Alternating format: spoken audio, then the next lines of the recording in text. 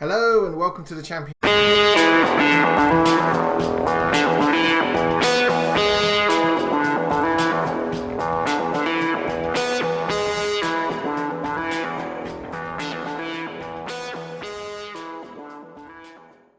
Saying that this Saturday's games, the 17th of April, all the games will not be held at 3 o'clock, which is very traditional.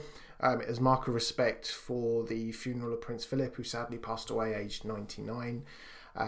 It's agreed that all sport will be moved, so the EFL games will either start at 12:30 or they'll start at 5:30, so to allow the national minute silence that will be held at 3 o'clock. So all the games will be spread evenly, which will allow to mark that respect, which is really the EFL and the FA have said that it will mark a number of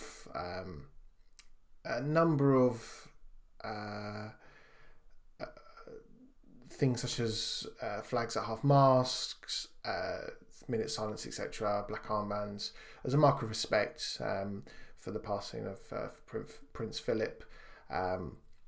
And as I say, all the matches will either be divided up between a 12:30 kickoff or a 5:30 kickoff. And broadcasting rights have obviously been spread as well to allow that change. So that is how the weekend's fixtures will play out. Moving gears a little bit, the EFL also announced, they've been busy this week, they've announced the playoff finals are set to take place on the weekend of the 29th, 30th and 31st of May. So how that's broken down is the playoffs will begin on the 17th of May following the completion of the regular season. As we know, the team that finish 3rd, 4th, 5th and 6th will start playing their games from the 17th of May. The games will actually take place on, and it will be varied and staggered depending on League 1, League 2 and the Championship. The official season will end on the Saturday the 8th of May. That's the Championship and League 2. League 1 season ends on Saturday the 9th of May, and then the playoffs will begin. The Championship's playoff final will be on the Saturday, which is the 29th. League 1 will be on Sunday, and League 2 will be on the Monday, which is actually a bank holiday. So it's actually Whitsun bank holiday. So it's good to see that they've been announced. No announcement yet as to whether fans will be allowed in. So I would imagine that's going to be announced depending on the outcome of the Carabao Cup final and potentially of easing of restrictions, etc. It'd be great to see fans certainly at the playoff finals. I think that's probably now in terms of importance, and I know Thomas would argue with me about this, I'd say that final has become bigger than the FA Cup final. Certainly offers more drama at times, definitely has a great atmosphere, and it's not always the same four clubs that tend to be in it, which is also really good. So that will be an interesting to watch, and we do really hope that fans are able to attend safely to the playoff finals, because I think it definitely would add something to have that as if it was able to mark a passing of no fans in the ground, as a great way to sort of ease fans back in. Wembley's massive stadium, massive points of access, absolutely can be done safely as opposed to some of maybe the older grounds. I think that would be brilliant to have fans in as safely as humanly possible. But to mark the sort of end of the Championship season and hopefully the start of next season where we can have fans in every ground, I think that would be amazing. But we have to wait and see. It'll be interesting to see how that's announced. I would imagine that the Carabao Cup, from that being as a test event, it'll be obviously they'll take the learns from that, and provided the lockdown restrictions are being eased in line with the government's proposals, it's not beyond the realms of possibility. And I would imagine that even if the tickets went on sale at 2 days' notice, I would imagine they all sell no matter which club is in the playoffs. It just goes without saying. The last piece of news, and it's quite a quiet news week, probably too busy with the amount of fixtures that are going on. Eric Alonso, the new Derby County's prospective new owner, obviously subject to fit and proper persons test, etc., said his eventual goal for Derby County is Champions League football.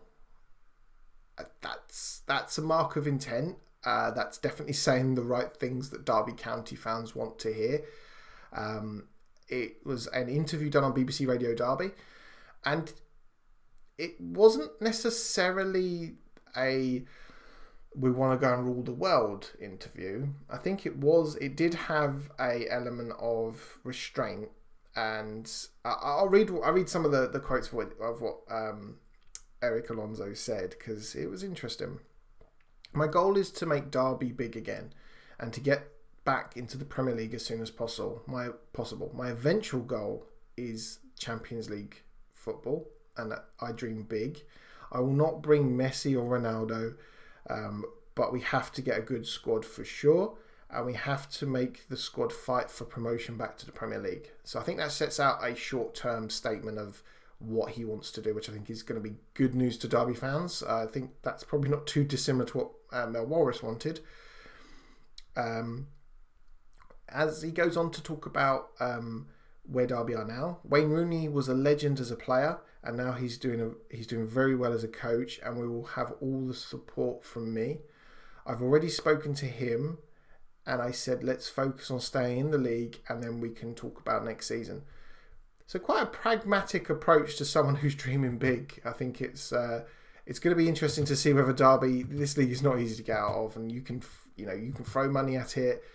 Ultimately, it takes a long-term strategy to get out of this league, or if you're Watford, just sacking your manager every 20 minutes seems to help.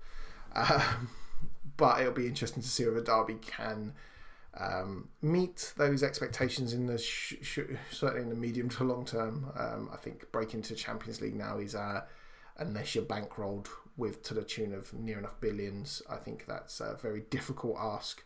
Not impossible, as Leicester have proved, but even they are well funded. So that concludes the news roundup. Thank you all for watching. As always, hit the subscribe button and you'll get the weekly news update. We haven't talked to Thomas yet, but with chances are we might be doing something around the Euros. We don't know, but certainly this will be the place to catch up with all the news, transfer news over the summer, and as the fixtures roll in again into the August period. As always, if you want to check out the